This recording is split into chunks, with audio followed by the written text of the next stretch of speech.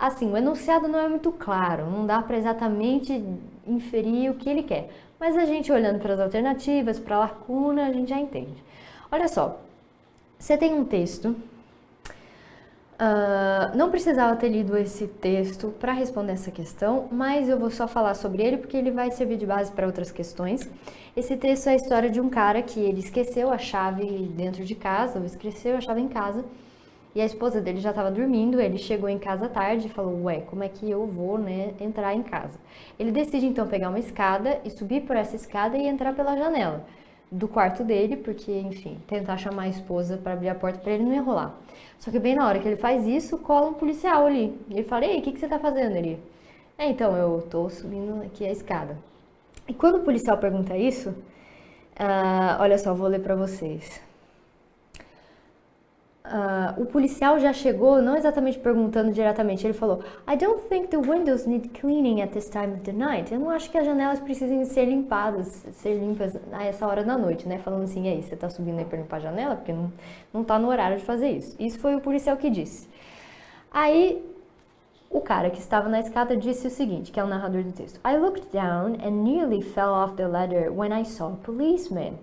I immediately regretted answering in the way I did, but I said, I enjoy cleaning windows at night. Olha o que o cara respondeu. Ele falou que ele se arrependeu do que ele disse. Quando o policial falou, tá meio tarde para limpar a janela, ele olhou pro policial e falou, mas eu gosto de limpar as janelas nesse horário. Tipo, que resposta porcaria pra você responder, né? Mas ok. Então essa foi a situação, o policial quase prendeu ele quando a esposa dele acordou, abriu a janela, enfim, situação resolvida. Tá bom, esse é o contexto que a gente vai usar para outras questões. Agora você tem o seguinte, não é exatamente uma pergunta, mas o enunciado para essa questão é excuse my interrupting you. Excuse you.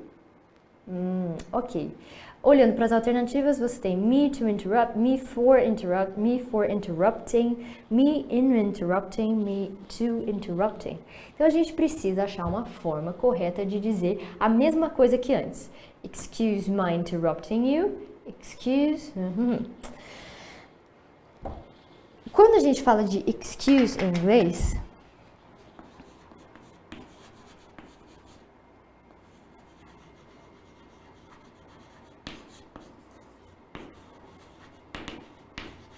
vou escrever aqui.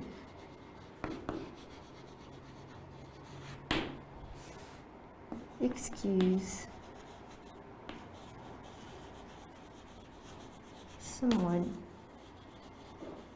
doing something. Ok. Quando a gente fala de excuse, o verbo de me desculpe, né? Com licença também.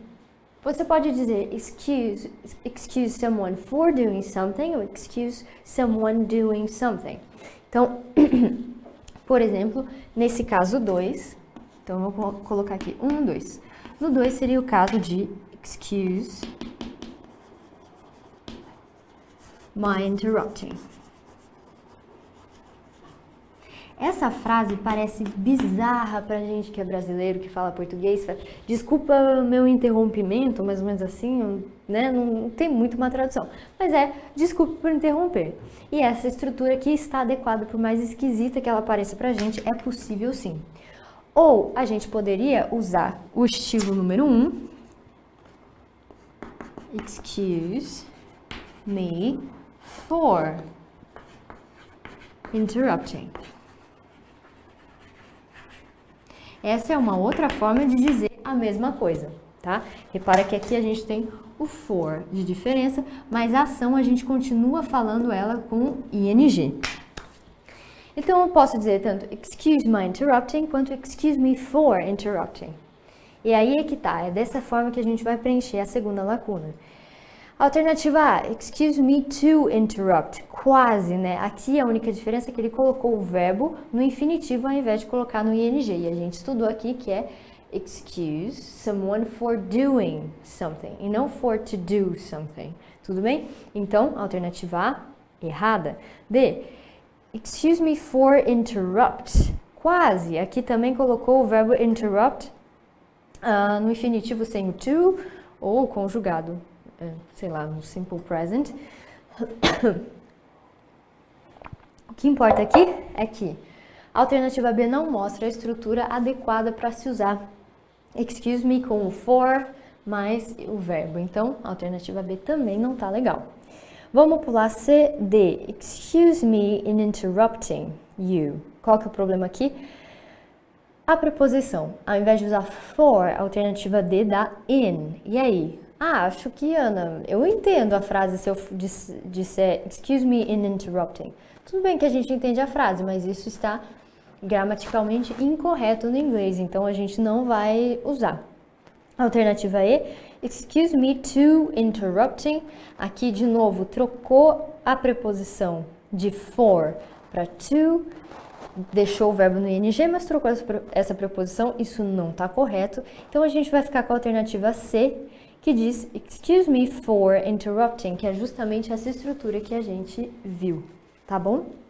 Então, é isso para a questão 6.